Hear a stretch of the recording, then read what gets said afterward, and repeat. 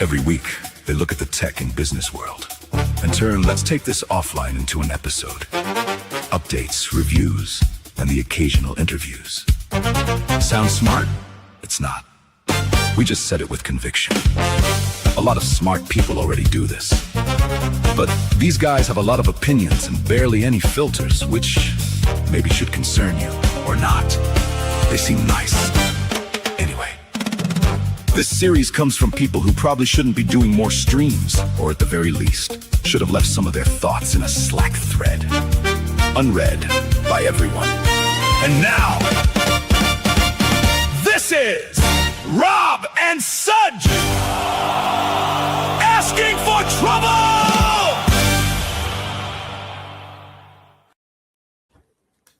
Hello, everybody. Welcome. Good morning, good afternoon, good evening. This is Rob and Saj Asking for Trouble with Liz today. Welcome, Liz. Howdy, y'all. How y'all doing this morning, afternoon, and evening, wherever you are? Yes. So, long time in the comments section. Today, Liz will be speaking her mind on the stream. So, we might have less people in chat today, Liz. Yeah, less of that endless stream. It's really to keep myself awake, and I do apologize if I ever interfere with your trying to learn. Come on. Usually I'm trying to learn too, because I'm looking at the thing that you're talking about, and I'm like, why is this bad? Why is this making me mad again? This stream is not about learning at all. We don't associate ourselves. You can't say that. No, very honestly. Nothing about this stream should be taken seriously. This whole series, I would say. And you have the right person on for that. Yeah. Brilliant. By the way, I'm wearing Bob. Like, if you see this later or whenever, if you're interested, I'm wearing my new Jira Avenger shirt today. Oh. Is it a new shirt? Like, is it a new Jira Avenger shirt? It's a new Jira Avenger shirt. So Bob gave it to me at Anaheim, but I'm literally wearing it for the second time today. Wow. This since I've got it. Hey, and good morning, JM Grawl and everybody else who's joining us in the chat. It's a fun week today. I was just telling Liz that it's been raining cats and dogs in Delhi, so the weather is awesome. I love it. It's so pleasant. It's crazy on the roads. People who go to office, they are like crying literally. Like I've had friends who are stuck in traffic for 4 hours, but hey, what? I love it. I have to sit at home. All I have to go out for is just to drop my daughter to the her play school and then bring her back. It's like 5 minutes from my place. I don't care about the traffic. Let it rain. Oh, I miss rain. I would like to see some. We get it's mildly overcast here. That's weather for us. Mildly overcast. Oh my God. But like, it's not like other places. Like I'm going to do some India shaming here. So when it rains, it's really nice. But the problem with where I live, specifically in the northern part of India, which is the Delhi and the associated national capital region, it just we have this thing, right? Indians have this thing. When it rains, we forget the traffic rules. There's like a Doctor Strange spell that happens and everybody forgets what red lights mean. Like, what red? Maybe I'm supposed to just drive through because it's raining. Oh, you have the Los Angeles version. It's like an international version of us. Yes, the 405 does not move. It is not a thing. It's a parking lot. It's a parking lot that's 20 miles long. There is everything goes to die on the 405. I'm convinced. What the 110 is actually my favorite. That's the Death Gauntlet run because it was made as one of the oldest highways. Death Gauntlet, absolutely. It is one of the oldest highways in the entire United States. You may recognize this when cars had a maximum speed of 50 miles an hour, and it has not changed. There are like 20-foot on-ramps that you better go from 0 to 90, like 120 kilometers an hour, like that. And I mean fast. So, that's the Death Gauntlet is the 110. It's the 110 freeway. The only one that I know that moves like traffic with things is 5. And that's because it's from north to south. It's one of the longest highways in the United States, from Mexico to Washington or to Canada. If it didn't move, you wouldn't have like goods and stuff. So that's the only one they care about. No, back roads are great. I love living in Central because I don't drive. You see a drop of precipitation and then it blanks the processor. It's just like an overwrite. You have that problem down there too? I'm real short, and I was like 5'2" when I was in 6th grade when we lived there, so I didn't grow much. It was up to like here, like no kidding, up to like my collarbone, my chest, and I mean people just go to work just like on Vespa scooters. Vespa's under the water. You just see like a helmet, just like you're like, what are you doing? What can be so important? They're like, I work in that building. I'm like, no, yeah, but there's this stuff called like a flood. Like the Pacific and this is an island. The Pacific and the island are now one. We are now like Atlantis. And you're like, I got to go be an accountant for BP. I'm like, I'm sure we can figure this out that you don't have to do that right today. Yeah, like there's dedication right there, right? I tell you, it was wild. It was wild. All the Americans and all the Westerners were up in like, high rises. Like, that looks scary. We're not leaving this apartment until like we see ground again. Like, oh, it was wild. Yeah, those monsoons are no joke. Nice. They take over the highways and everything. But it's just like a nuisance for the locals because they've been dealing with it their entire lives. They just live there. Yeah, exactly. The rest of us were like, no, that looks dangerous. That looks like an apocalyptic sign for us. So we're gonna go and stay inside. Nice. Okay, coming back for folks who were just joining us. We're just ranting about weathers and how people forget to drive when it rains. But the topic for today is process debt, something that I know both of you would have very strong opinions about. Process debt is so when I was thinking about process debt, right? So again, I'm somebody who has been in the agile ecosystem. We've all struggled with process debt.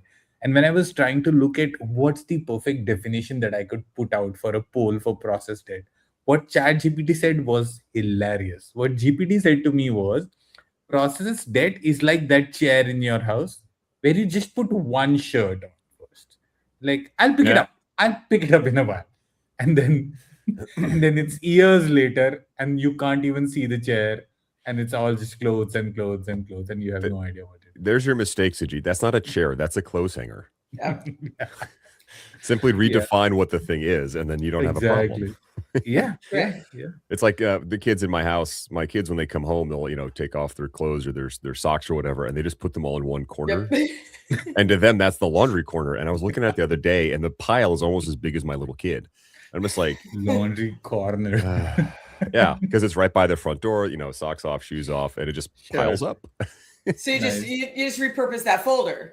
Yeah, it's like that folder at one time was like the liaison link, but then somebody got fired or somebody quit, or then that one admin goes, and you're like, what was this folder's name again? And that's when you name it the Universal Acceptance folder, which is called Archive. That's what you just name it. And if there's already an archive, you name it Archive 2. Archive 2. Archive 2. Electric Boogaloo. Yep. The real official document version 1. Yeah. Exactly. Yeah, the README is a ghost. She was a description of spirits past, but this is Archive 2 now. Yep, I've been there. It's like another example I have is this office. I took time a couple days ago to change the background a little bit, but it's been bugging me for months. Like, it's that little thing that's just there, and I keep ignoring it. Like, it's fine. And finally, it took 5 minutes. But I was able just to get that offload of that process debt of like the background bothers me. Same thing with that clothes pile. I could just pick it up and put it in the laundry, but it's just there. It's bigger now. There. Yeah. And that's what we are asking today. Have you ever followed a process that made no sense? It just became debt that was transferred to you. You can if you're watching on YouTube, you can just enter 1 for more than I can count, 2 for a few times, 3 for not really. We are also streaming on Corvelius. What was that name for your Twitch stream, Rob? Corvus Jaquilius. That's over on Corvus Twitch. Jaquilius. Oh, yes. God. I don't know if people can add there, but anyways, tell us what you think. Have you seen process debt? What's your example of that, Rob? Like, what's your worst process debt that you might have seen? Hard copy printouts of documentation. My soul just died. Yeah, and this was when I just entered the workforce about 20 years ago, but they had these, behind me, there was this big rack of these 3-ring binders. And like, all right, Rob, when we update documentation, you're gonna have to print it out. And they had those big fun industrial printers that would 3-hole punch it for you and then go find the right binder and swap it out. Nice. And I'm like, oh, okay, but we have SharePoint. Like, that's what we use at the time. Like, I know, but we need the hard copy. I'm like, cool. Like, there's an argument in some cases for like emergency procedures. Yes, you want the hard copy, but this was basically everything. Sure. And so I didn't ask, but it's one of those situations where it's like, when was the last time anyone opened these? We should put like some tape or a hair or something on them. So next time we update, see if anyone actually uses the binders. But that was the best example. Like, we've always had hard copies. Keep making hard copies. Like, cool. Why? What about you, Liz? Well, I've been a defense contractor, so I've definitely seen process done. I think the favorite was when we were doing something that was, and I have to be kind of vague on this one, but I walked into a contract that we were doing something because it had always been done. It was literally that definition. It was that stereotype. And I was like, well, hold on, but we had like 4 steps. And I'm not an agile purist, but I am a lean purist because I'm a cheapskate. So I was sitting there looking, I'm like, so I have to go to this division to get this approval, to get this sent to here, so it gets sent back to me. When the division that approved technically no longer existed anymore. It had been absorbed into another. And I was like, so why are there like 6 of these middle things? They're like, we don't know. They have always been. And so thus we do. I'm like, okay. And it was the dumbest thing because I would literally, it's kind of like what Rob had, except the only thing is we didn't print because we couldn't print. It was the source because if it didn't come from the metadata came from the source, then it wouldn't go through. So it had some good permissions. They had some good security. They just had the dumbest procedure in between start and stop I've ever seen. I was like, so I'm getting approval from a department that doesn't exist anymore. Yes. Okay. And then I just give that to, John or Tim or whatever his name is. Okay. And that's just send it over. Great. If you didn't CC on that though, it was like, it just disappeared into the ether. So if you went back into like this middle, like middle earth, where all of the ring and all of these approvals were lost. It was a mess, Sajid. I'm telling you. Yeah. So I know people have seen that, especially when you get in state government. This is actually federal, but the state was worse because I got to work for them too. I was actually registration of permits for billboards as a kid. Yeah, as a kid during the summers, and it was reverse Rob land, where it wasn't print off. It was take all of the crap that people had printed off for 30 years to register billboards, and scan, and digitize it. Yeah, that database had to get approvals for people that didn't matter. They weren't there. We had bridge division for some. I was like, other than your receptionist who was evil because she would like guard that Xerox printer. Granted, it was like a $12,000 Xerox printer that did all those special things for you in like the year 2000. Yeah, but like. I just need to print this off so that Monty signs it. You know her. She's been 30 years across the thing too. That's all I need. So she would always glare at me. So I remember you, lady. I was like 14 in there. Yeah, I don't know where you are now, but that's to be very, very macabre. The age difference says she may no longer be with us because she was 1,000 years old. But it's like that's the process that I've seen is stuff that exists because it just existed. And nobody cleans it up. And nobody has the guts or the spine to go to the person or the department who says they need it and say no. Or it'll take away from your tea time, with the Veep on the golf course. So it's like there are things that were just more important to you than making any procedure actually work. And it was almost like it was built in on purpose. And in some cases it is and there is obsolescence, there is delay that is built into some processes, especially when you get into public trust or you get into public sector. And that is intentional because you want there to be a delay. You want there to be time for people to be able to have those meetings and stuff. So there's process debt that on the surface looks like process debt. And then you have process debt that's actual process debt. And getting people smart enough in the same room of all of those processes to say which are which is almost like a time, like not worth it internally because we got enough money. We don't need to worry about it. One thing I heard in there, like I'm used to working in Silicon Valley tech, and that's the pace of that is like do everything yesterday. So moving to any environment that has, to your point, like a built-in delay, like there's a reason we're not moving fast and breaking things. It's like culture shock. And understanding that difference, like what is legitimate? Is there a purpose for this process? Or is it just, to Sajid's question, like something we're blindly following. Yeah. Seeing a lot of great comments. I love the one about the offsite backup Offside backup, milk crates. Oh my god! in the back of his car. No. That's a mobile offsite A backup. That's mobile great. offside. Yeah, that's great. You don't have to like worry about. You could park it anywhere you want.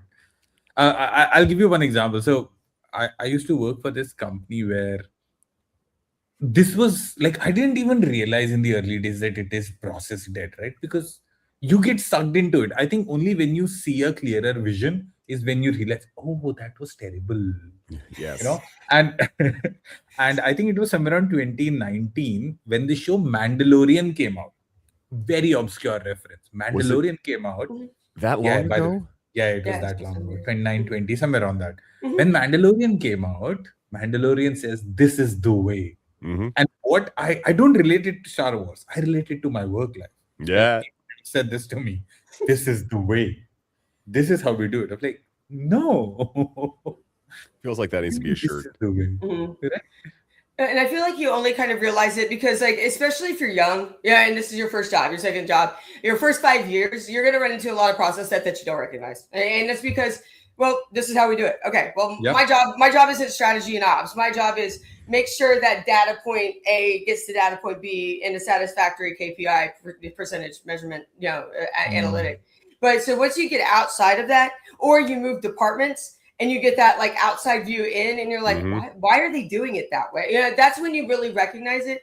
And I don't fault people who've been in the same the like red flag for me is I have been here 18 years in this position, and I'm like, okay, and your management, okay, how many of your teammates that you are over have been there 18 years? And it's like, oh, we've been through 1,000. It's like, yeah, okay. Yeah, that tells me all I need to know is that you are not going to evolve. You are not going to evolve the process that you thought of because you're a special princess and it's got to be perfect.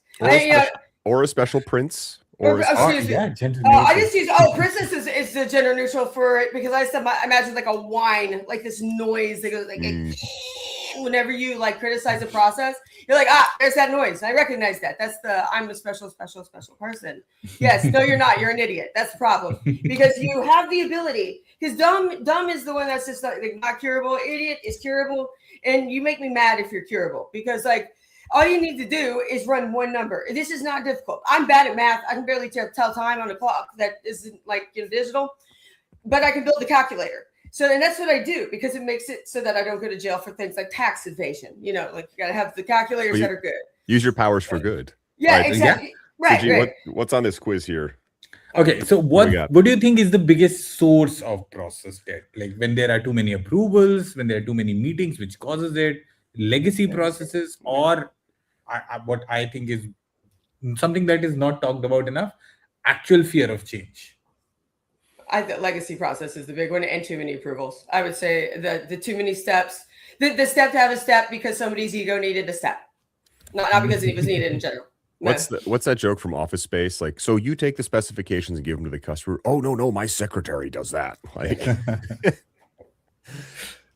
yeah, for me it's the legacy. What about you, Sajid? What do you think the hiccup Fear of is? change. I think legacy processes don't become legacy processes on day one, right? They were supposed to be somebody's inventive idea or invented idea. At some point in time, any legacy process was a smart idea. It's just fear of change that you worry that you will change this, you might break something, or who takes the ownership of what happens if something goes wrong, which causes process debt in the first place. I like the positivity in there. Yeah, that's nice. Starting every process was a good idea to start like some like Yeah. I want Some to of think them, yes, but Yeah. Not Yeah. every. I might be overstating. It might be no, the for good sure. weather. It Mhm. might be the good weather. I worked in the American education system. No. Not every process. No, 0%. In fact, I would say most of them start crap, and you've got to take crap and mold it into something that's usable. Because again, the people that are doing the process that make these processes, especially legacy processes, are coming from apps and approaches and systems and servers and mainframes that like they thought of, and they're like, oh yeah, that was great, and they didn't use it one day. They don't use it in their day-to-day. They don't have to operate with vendors, external, internal, nothing with it. So They have no idea what the weaknesses are. They have no idea what the process are. No, it's digital spaghetti on the wall that they threw, just like AI is going on right now. Gen AI right now specifically is, well, everybody has it, so we have to have it. Why do we have to have it? Where's the numbers? Where's the data? 0% data, 0% anything is going into process determination right now. It is somebody has shiny, I now have shiny, woo shiny, let's use. Okay, that's great. When somebody who's a former instructional designer, somebody who's not, that's me, somebody who has no tech background can break into your system in less than an hour and a half because you decided to work on vibes and ooh shiny, that is where you know you have a problem. I guess Tim is the guy. There's an interesting, like pulling in AI, right, Liz? Like to your point, we're all using it, running around to try and figure it out. Is there an upside? Like, could we use AI to take a look? Here's all of our process documentation, if that exists. Help us identify why we're doing this, or look back through our records and explain it for me. And it exists. It's called process mining. It's in every single. I'm going to lose every single one of my brain cells that I have left with all of like the royal you, not the people on this call. Most of you are great, but like some of you, listen to me. This thing has existed since like the dawn of time. AI that you hate so much, you've been using it for over 16 years, I assure you. 2013 earliest that I can think of where we were using scripting to automate certain processes. Microsoft Access is the best app. I will die on this hill. It's the best app that Microsoft has made in the past 40 years. The best in the past 30 is Microsoft Flow Turn Power Automate. If you use those two objects, you are going to like open, the angels are going to sing and stuff upon you. Okay. It is awesome because it's free. If you have a Windows desktop, 10 or 11, you have Power Automate desktop, use it. It organizes all your stuff. It does exactly what you're talking about with processes. If you buy premium, it's a $15 license. Put it on some button and then go through your process mining and figure it out. This is not hard. This is just hard in your little brain cells because you don't know it exists. Go get it. So I have it. Yeah, the question there then, like these tools exist, to your point, they're cheap if you're on Windows. I'm personally happen to be on Mac. I live in Silicon Valley. You just have to do that here. They run you out of town if you're on a PC. But these tools exist, right? And they've existed for 20 years, almost 15 years. I guess the question then is like, we're thinking of these bad processes. How do we bridge the gap? One, awareness. I'm seeing some comments in here, like people don't speak up about a process that used to work but doesn't. So how do we build that awareness of, hey, Rob, go find the bad process and be comfortable raising your hand, and then enable them, to your point, Liz, with these tools that exist everywhere. Make sure they know how to use them in the appropriate use. Because like, to me, it's a bit of a knowledge gap. It's I don't feel comfortable speaking up. I don't know how to do that. And then I don't know what tools exist. And then if I know they exist, I don't know how to use them. And I think I think you nailed it. Point. Yeah. No, I think you nailed it. Yeah. And I do understand, especially in government sectors, in healthcare sectors, that you have a FedRAMP that you have to meet. You have to have ILS. You have to be, you have these higher level regulations. If you work for parks and recreations, though, you don't have that kind of limit. And especially, I feel like there's also an application deficit where people aren't thinking through licensing, because every single person on the staff does not need a Power Automate license, right? You need 2 or 3 people. So you can stay with it, especially like with Jira and JSM specifically. This blows my mind. Why do 200 people in your organization have access to JSM when you have an ITSM team of 5? Okay, you could probably make that free for yourself. You know that, right? If you don't need like a real robust system, you have 3 seats. Okay, give 2 people licenses that need it. Or you give them the 5 people, stay within the standard. The application of needing to go whole hog on a system makes it very pricey, very quick. The way that you can really if you ever want to deep dive this in a way that you don't want to download a bunch of crap on your computer or don't want to have to learn a new system, go look at something like HubSpot. It's one of my favorites to use as this example, because I use this as my example of training a lot. I think they have a max seating of like 2 or 3 spots. And they're like, we can't use that though for our CSM or not our CRM, because everybody pretty much needs access to a CRM if you're involved with a CRM. Good Salesforce is a good example of, you do want everyone to have a license there, but like HubSpot or something, if you're just using the CSM part, why do 200 people have your license to that? They don't need that. So look at your numbers of who needs. And that also helps with your zero trust development, which is going Yeah. to very much so come into play right now with your, security being With all the vibed. AI. Yeah. Your The, vibe security. Stop I- vibing your security. I'm going to slap you. I I'll slap you wonder. in the forehead. I wonder how much of that like everyone gets access is that process debt or just Right. inertia. Like, oh, everyone's always had access, but now we have 200 people to your point, and the bill is 200 times as big. Exactly. Yep. Like, is this needed? I don't know. And that ability to like raise your hand. And also you've mentioned like federal and regulatory environments, like those Right. tend to be more like static. You have the same person there, which Yeah. isn't a bad thing.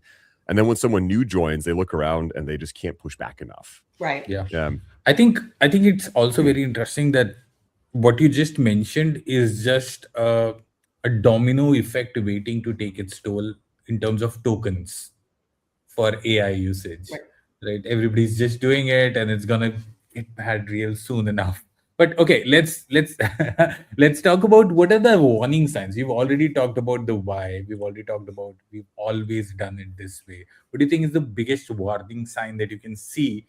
And like if you've been in that system far too long enough for you to realize that there is process debt, what is a warning sign?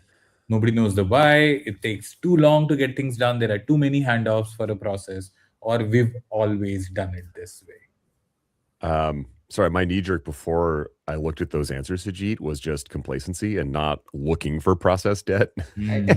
Yeah. Like I feel like if I get to a point mentally where I'm like, yeah, it's working okay, like I've already lost. Yeah. I It's, Sure. it's either inherited, they inherited it and they don't know why, but they've just been doing it this way. And there's been no pushback. Here's the thing: is if there's no pushback from external, like especially if you're in a customer-oriented situation, if there's no money debt, there's no process debt. That's the mindset. So why are we attacking something that doesn't need help? Especially whenever you're in a process debt situation where you're in a one that's here and there's another one that's like here, and that they're really focused on. So you get distracted away from those because of some of those bigger downfalls. And like a personnel change doesn't happen unless there is like something cataclysmic that happens. Yeah. So if you're not in the cataclysm replacement personnel and you're in the we got hired because we needed a new manager for X, Y, and Z, or we grew, you're going to be abandoned so that they go focus on the other process. So yeah, you see a lot of that too. They got to fight their enemies, and you've got to. You can't fight every enemy, or you're too spread too thin, not enough money, not enough resources, and then you're in process debt everywhere. So I do understand that it's like squishing the sausage on both sides, though. So you got to remember that squish side, you got to come back to it, and that never happens. Just in my experience. So sure. I've also like recently I was having a conversation with somebody who changed their roles, and they were doing a KT for the new role, right? And they were telling me the person who was giving the KT told them, hey, you pick information from here, paste it here, do this, do that. And like they went through the whole workflow of what they do all day. Like, and my friend was like, that's great, but why do you do this? Who is this for? That I don't know. I do this and I report to this person. But why? I don't know. That you have to figure out. And that person is like, okay. And I think that's the problem, right? Because what Anne was also mentioning in the chat, because people don't want to look uninformed of why a specific thing is done, so they throw that magic hammer of it's always been done this way. So okay, here's a parting shot on that. I've got to jump and grab my kids, but I don't know if this is apocryphal, like it actually happened or not, but a study with chimps, and if they went near the middle of the room, they sprayed them with a water hose, which they didn't like. And then they introduced more chimps to this environment, and the chimps that were there at the start would chase the chimps away from the middle because they didn't want them to get sprayed. Then they took out the chimps that were first there. So now you've got like a second generation of animals who don't know why they should stay out of the middle. They just stay out of the middle. It's just that like, oh, I was told to do it, so I'm doing this. And I was scared off of trying to do it, but no one told me why I should or shouldn't do it. No one told me why I am delivering this thing to somebody other than I should do that. Yeah, that's a good point, Rob. But yeah, that's a good point to just round things up. Like process debt usually is something that again very evident if you start looking for it, and you'll start seeing it everywhere that you may have, and you don't necessarily have to clear it because that's how things are done. but it's also, I think it needs somebody to take ownership of it, somebody who's willing to take the risk, and who's willing to be at fault if it doesn't work out. But yeah. Right. And if you ever want to see process that, like, you want to feel what it really feels like, go to Steam, like the video game Valve Steam, and go download the Stanley Parable and follow the directions. Just do that. I agree. Yeah. All right. We're just coming up on time. Liz, final take. How can people resolve process debt? In 30 seconds. Okay, easy. Take your data. Get you need business intelligence software. You need business analysts. You need people who are going to take your data from cohort A to B. You need to compare whether the process before the process that the change happened. They need to compare that data to after the change happened and see if the numbers go up or down. And if they go up, you change the process to go down. Something still is wrong. You need to investigate the process. If it's the same, then you need to investigate a new process. Done. If it's the same, you need to invest in better business analysts. Exactly. Exactly. Yeah, right. If something's not right, your data will tell you. And right now with AI, especially, it's a brand new thing, right? Okay, it's a brand new thing. You take your data now. We cannot have a KPI. Can't have anything on it.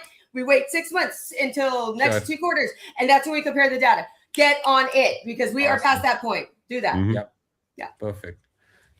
Great summarization. Thank you, Liz. I know, Rob, we have to leave early. You've got to drop. I've got to drop. Got to go with the children. But chilling. It's been an awesome 30 minutes with you, Liz. It's so fun. We've always loved having you in the chat, but it was much better having you live on 100%. the stream. Sure. Thank you so much for having me. I think everybody else agreed with it as well. People were saying, I love Liz energy. How can I get Liz coffee? People are just fans, Liz. Like, we've been fans of Liz. Appreciate you. She does Celsius, but she will definitely drink all black coffee anytime. All right. With that, we come to the end of today's episode. Next week, Rob is on vacation. So you will see a different person hosting the show with me. I've already started finding out people to replace him, man. I'm sorry. It's just be expected. No, the funny thing is, after that, I am going on a vacation, and then Rob will carry the torch. So yeah, I mean, Rob and Saj are asking for trouble, right? It's not Rob or Saj asking for trouble. So both of us. Nice. Take it to the streets. Yeah, go ahead, Rob. Take it to the streets. Remember to hit like and subscribe. If you're listening on audio, we'll be on Spotify soon. I got to figure that out. And let us know what else you want to hear about or who else should be on the show with us. Yes. Thank you, everybody, and have a really good weekend. See ya. Cheers, all. Thanks, Liz. Every week, they look at the tech and business world and turn let's take this offline into an episode. Updates, reviews, and the occasional interviews. Sounds smart? It's not. We just said it with conviction. A lot of smart people already do this. But these guys have a lot of opinions and barely any filters, which maybe should concern you or not. They seem nice. Anyway, this series comes from people who probably shouldn't be doing more streams, or at the very least, should have left some of their thoughts in a Slack thread. Unread by everyone. And now, this is Rob and Saj Asking for Trouble!